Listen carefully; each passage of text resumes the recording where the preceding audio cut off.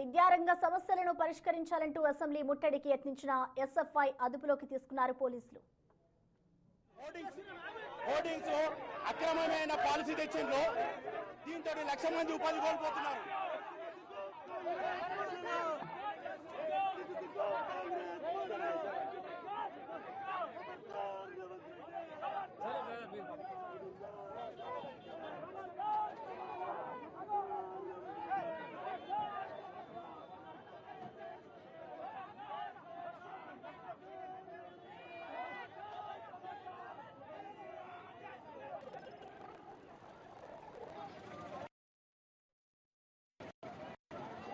విద్యారంగ సమస్యలను పరిష్కరించాలి అంటూ ఎస్ఎఫ్ఐ నేతలైతే అసెంబ్లీ ముట్టడికి ప్రయత్నిస్తారు. ఇటు వాళ్ళందరినీ కూడా ఇటు పోలీసులు అదుపులోకి తీసుకుని వారి వాహనాలు ఎక్కించుకుంటున్నారు. ఇటు అసెంబ్లీ వద్ద ఉద్రిక్తత చోటు చేసుకుందని చెప్పుకోవాలి. ఇటు విద్యారంగ సమస్యలని పరిష్కరించాలి అంటూ కూడా ఎస్ఎఫ్ఐ నేతలంతా కూడా అసెంబ్లీ ముట్టడికి పిలుపునిచ్చిన నేపథ్యంలో వారి చేత ఫ్లెక్సీలు పట్టుకొని మరి వాళ్ళంతా అక్కడ అసెంబ్లీ ముందు అయితే నినాదాలు చేస్తున్నారు. అయితే అక్కడ ఎస్ఎఫ్ఐ నేతలనైతే ఇటు పోలీసులు అదుపులోకి తీసుకొని పోలీసు వాహనంలో ఎక్కించుకుంటూ వెళ్తున్న దృశ్యాలు మనం చూడొచ్చు. ఇటు అసెంబ్లీ వద్ద భారీ బందోబస్తును ఏర్పాటు చేశారు పోలీసులు. ఇటు అసెంబ్లీ ముట్టడికి అయితే ఎస్ఎఫ్ఐ నేతలు యత్నించిన నేపథ్యంలో పోలీసులు అక్కడికి చేరుకొని ఎక్కడా ఎలాంటి అవాంఛనీయ సంఘటనలు చోటు చేసుకోకుండా ముందస్తుగానే వారందరినీ అరెస్ట్ చేస్తూ ఉన్నారు. ఇటు అసెంబ్లీ ముట్టడికి అయితే ఎస్ఎఫ్ఐ నేతలు ప్రయత్నించిన నేపథ్యంలో వారందరినీ కూడా ఇటు పోలీసులు అదుపులోకి తీసుకున్న దృశ్యాలు మనం చూడొచ్చు. సో ప్రెసెంట్ అసెంబ్లీ వద్ద సిచ్యువేషన్ ఏ విధంగా ఉందో మరింత సమాచారాన్ని మా ప్రతినిధి వెంకట్ మనకి అసెంబ్లీ వద్దే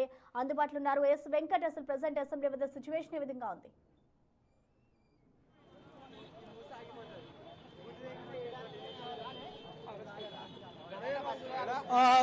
అసెంబ్లీ ముట్టడి ఉద్రిక్త పరిస్థితులు మారిందని చెప్పుకోవచ్చు. గత కొన్ని రోజుల నుంచి వరుసగా అసెంబ్లీ ముట్టడికి విద్యార్థి సంఘాలు, ఉపాధ్యాయ సంఘాలు, ఇటు వివిధ సామాజిక వర్గాలకు సంబంధించి పెద్ద ఎత్తున అసెంబ్లీ ముట్టడికి యత్నిస్తూ ఉన్నాయి. పోలీసులు మొత్తం కూడా భారీ బందోబస్తు, అసెంబ్లీ మొత్తం కూడా భారీ బందోబస్తు ఏర్పాటు చేసినటువంటి సిచ్యువేషన్ ఉంది.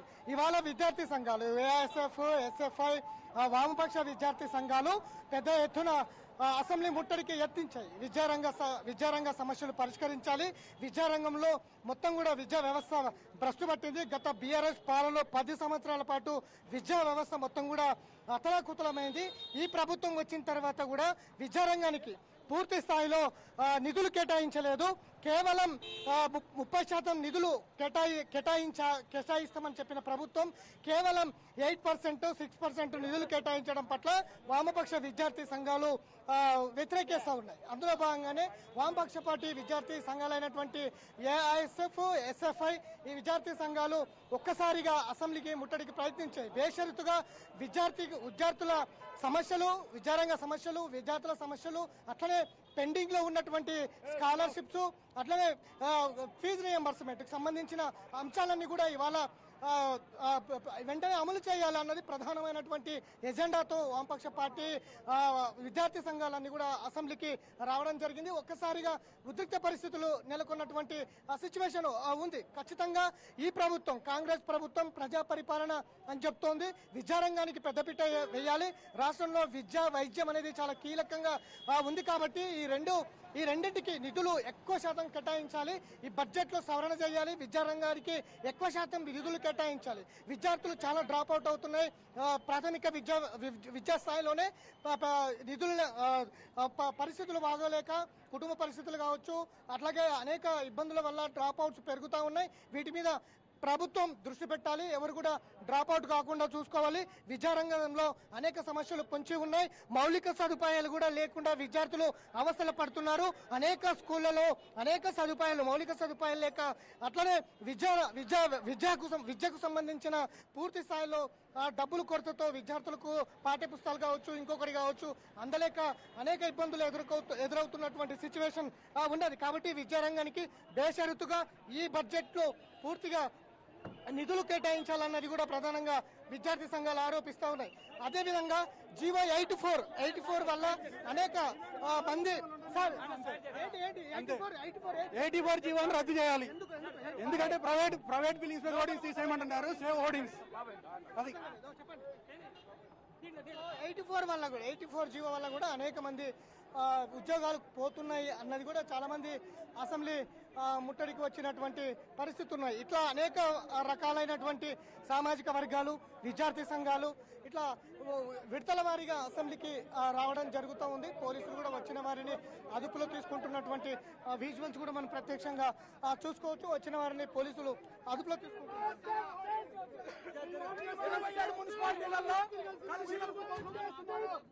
ఇప్పుడు కలిసిన 27 మున్సిపాలిటీలు ఓటింగ్స్ ని అలానే ఉంచాలి. వాళ్ళు ఎన్నే వేసుకొని జడ్చం జిల్లాలో 275 పోల్స్ వచ్చినాయి, వాళ్ళనే ఉంచుకోమను. మాకు కావాల్సింది ఓన్లీ ఇప్పుడు కలిపిన 27 మున్సిపాలిటీలో ఓటింగ్స్ అలానే ఉండాలి.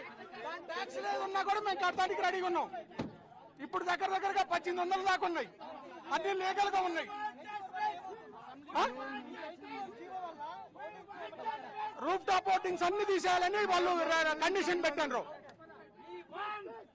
వాళ్ళు రూఫ్ టాప్ ఓటింగ్స్ అన్ని మొత్తం తీయడానికి కండిషన్ పెట్టారు. వాళ్ళు వరకే బతకడానికి ప్లాన్ చేసుకున్నారు. నవనిర్మాణ సంస్థ అనే అడ్వైస్ సాయి వాళ్ళు వరకే బతకడానికి ఇది చేసుకుంటారు. అంటే జనరల్ అందరినీ పంపించాలని.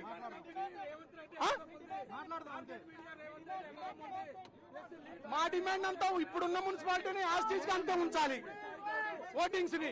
దాని ట్యాక్స్ అయితే మేము కడతానన్నాం. 2 సంవత్సరాల నుంచి ట్యాక్స్ కట్టించుకోవట్లేదు గవర్నమెంట్. 2 సంవత్సరాల నుంచి ట్యాక్స్ గవర్నమెంట్ కట్టించుకోవట్లేదు. అట్లీస్ట్ మేము దాన్ని కూడా మేము కడతానంటున్నాం. అదే 84 జీవో మున్సిపాలిటీలో ఉన్నటువంటి హోర్డింగ్ సంబంధించి మొత్తం ఎత్తివేయాలని ప్రభుత్వం చూస్తుంది. ఇది ఖచ్చితంగా ముమ్మాటికి ఇది హేయమైన చర్య. ఇప్పుడు ఏ విధంగా ఉన్నటువంటి మున్సిపాలిటీలో ఏ విధంగా ఉందో అదే విధంగా హోర్డింగ్ సంబంధించి పెట్టాలి. ఇది కేవలం కొన్ని సంస్థలు, ప్రైవేట్ సంస్థలకు అప్పచెప్పేందుకు ఈ ఓటింగ్ సిస్టమ్ మొత్తం కూడా తీసేస్తుంది అన్నది ప్రధానంగా వీళ్ళు ఆరోపిస్తున్నటువంటి పరిస్థితి. ఖచ్చితంగా ఇప్పుడున్న మున్సిపాలిటీ ఏ విధంగా 1800 హోర్డింగ్స్ ఉన్నాయో అది ఇప్పట్లాగానే ఉంచాలి అనేది ప్రధాన డిమాండ్ చేస్తున్నారు. సో ఇదంతా కూడా చాలా సమస్యలు, ఇట్లాంటి అనేక సమస్యలు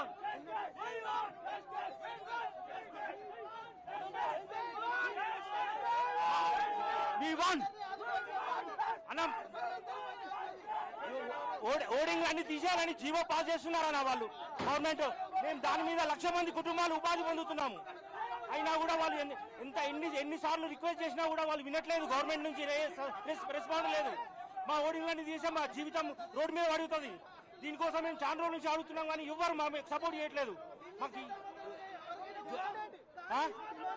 మాకు రూఫ్ టాప్ ఓడింగ్స్ ఉండాలి. ఓడింగ్స్ అన్ని అందరికి ప్రైవేట్ బిల్డింగ్ల మీద ఓడింగ్స్ ఉండాలి. అది మొత్తం కూడా హోర్డింగ్స్ తీసేసే యోచనలో ప్రభుత్వం ఉంది.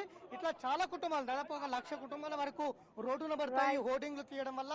మున్సిపాలిటీల్లో యథావిధంగా ఉన్నటువంటి హోర్డింగ్స్ ఖచ్చితంగా యథావిధంగానే ఉంచాలి అన్నది ప్రధానమైనటువంటి 84 జీవోను రద్దు చేయాలన్నది ఒకవైపు అసెంబ్లీ ముట్టడి, మరోవైపు విద్యార్థి సంఘాలు, మరోవైపు అసెంబ్లీ ముట్టడికి అందించి పోలీసులు అదుపులో తీసుకొని వారందరినీ కూడా వివిధ పోలీస్ స్టేషన్ తరలించే జరిగింది. ఒక్కసారిగా మొత్తం అసెంబ్లీ అంతా కూడా ఉద్రిక్త పరిస్థితుల్లో నడవ. ఇటు వామపక్ష విద్యార్థి సంఘాలు విద్యారంగ సమస్యలు పరిష్కరించాలంటూ ఒకవైపు అసెంబ్లీ ముట్టడికి యత్నించగా, మరోవైపు జీవో 84ను రద్దు చేయాలంటూ హోర్డింగ్స్ సంబంధించిన కార్మికులందరూ కూడా మరోవైపు అసెంబ్లీ ముట్టడి అంతా కూడా పోలీసులు అదుపులో తీసుకుంటున్నటువంటి పరిస్థితులు అయితే ఇక్కడ ఉన్నాయి.